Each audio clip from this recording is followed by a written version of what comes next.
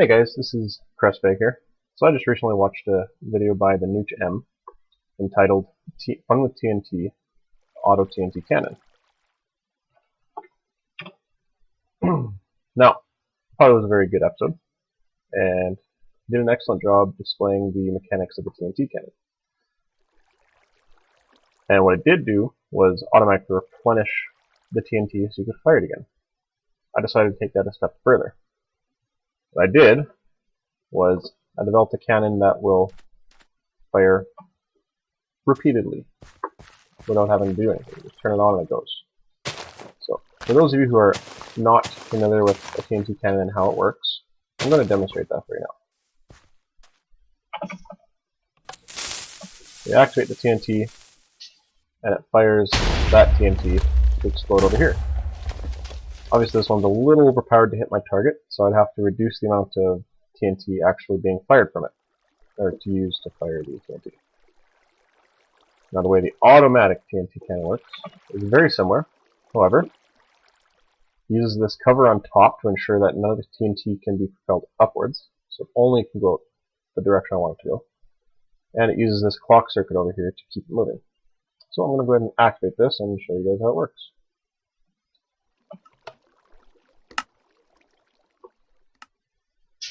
Well, we see some TNT flying, and it's carefully timed to ensure that no TNT explodes within the firing area.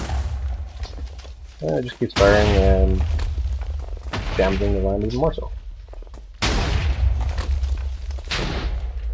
As you can see, it works very, very well if you're attacking anything. Castle, PvP in a situation where you're shooting upon your enemies. As they enter the area to try to come at you, they're going to get hit with them.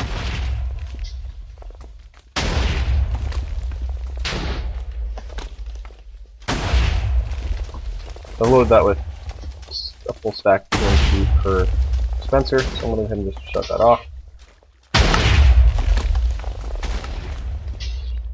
And there's the last shot.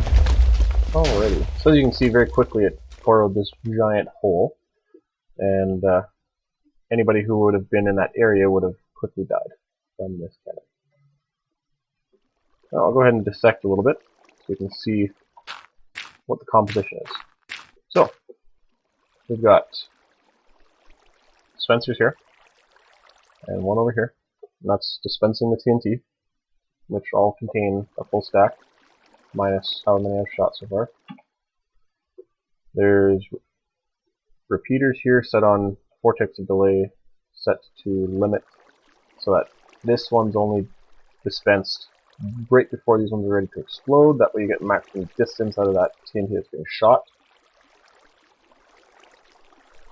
And then the clock has an equal delay of 4 ticks on 5 repeaters to ensure that each set signal is directly after each shot, so that you don't have one being dispensed that isn't meant to be dispensed yet.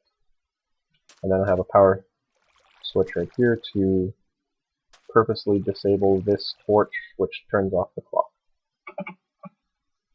Now, as you'll see, it should still work without the top section.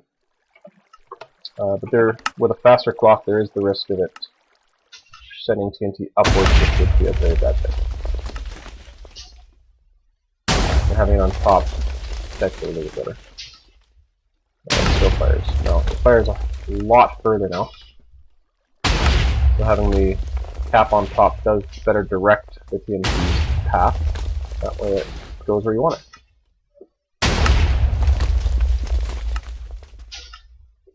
As an example, if I did the exact same thing with this one, loading it up, and placing blocks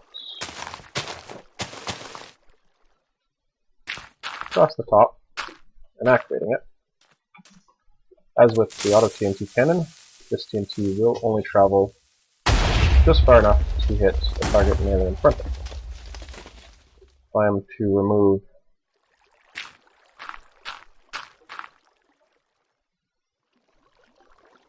one of pieces.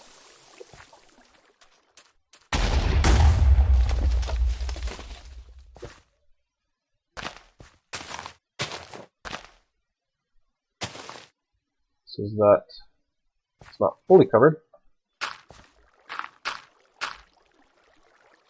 Then TNT is able to travel a little bit further.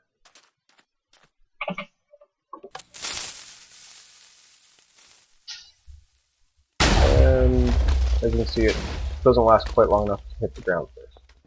So having it fully covered is better for a direct assault on those in front of you.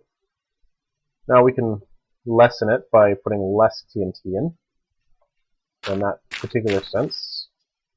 We can do 2. Finish off first though. We'll just do 2.